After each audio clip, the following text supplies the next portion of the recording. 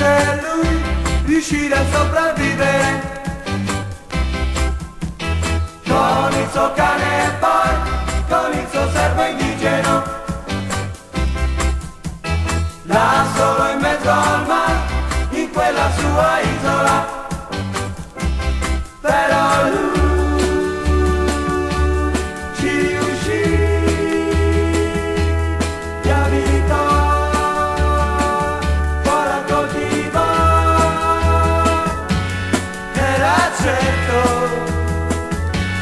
molto in gamba.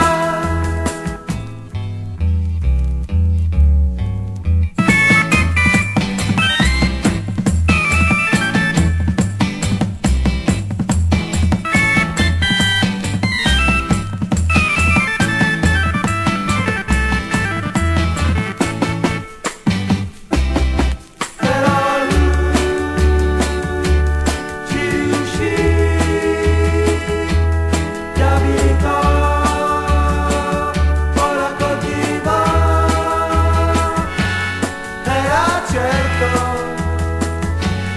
molto